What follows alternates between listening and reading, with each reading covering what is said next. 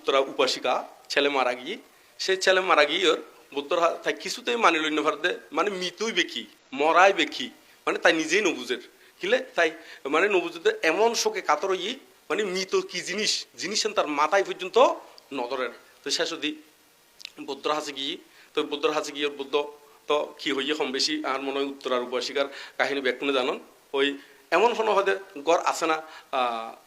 ইতার মানে কেয়ার মধ্যে মারানো যায় এরকম ফ্যামিলি আছে কিনা কোনো ফ্যামিলির সদস্য মারানো যায় এরকম যদি ফ্যামিলি থাকে তার একমুট সরিষে বেশি আনতে হই তো এই সেই উত্তরা চারিমুখে ঘুরি নে কোনো ফ্যামিলি ন ফাইদে মানে মারানো যায় এরকম কোনো কেয়ারে কোনো ফ্যামিলি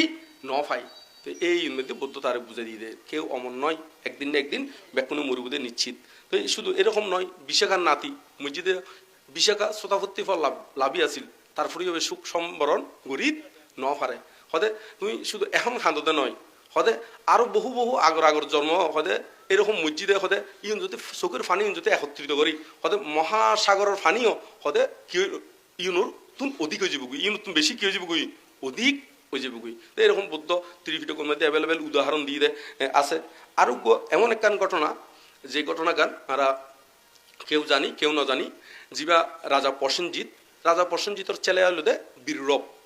সেই বীররূপর সেনাপতির নাম হলো দে বন্দুল সেনাপতি বন্দুল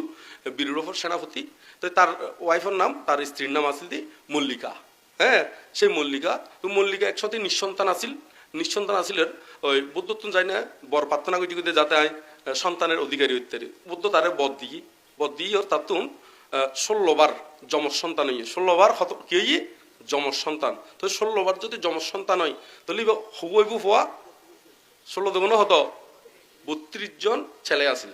সেই 32 জন সহ স্বামী সহ ইতারা একসাথে কোনো নির্দোষ যখন একখান ঘটনাক্রমে তারা মারা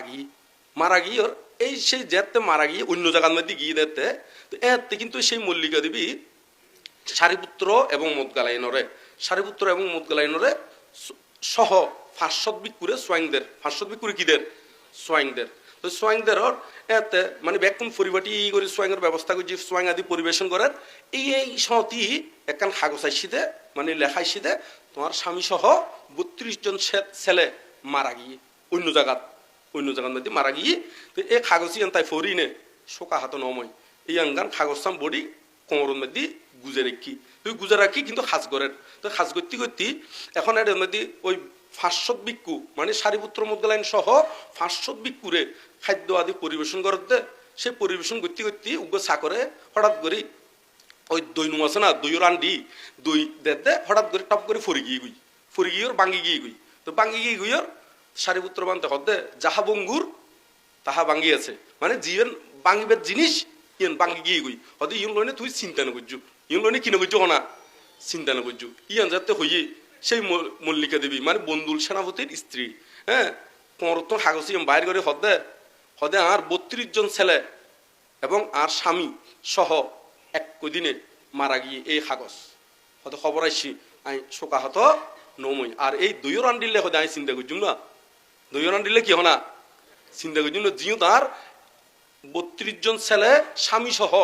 মারা গিয়ে দে হয়তো আমি কি এই দইও রান্ডিলে চিন্তা করছুম না এইটার লাই শোকাহত নমই কিনলে নমই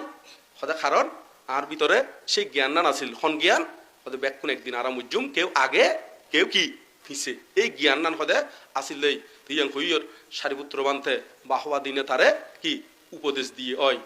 মানুষ মাত্রই মরণশীল যে কোনো প্রাণী মরণশীল একদিন মরিবুদে নিশ্চিত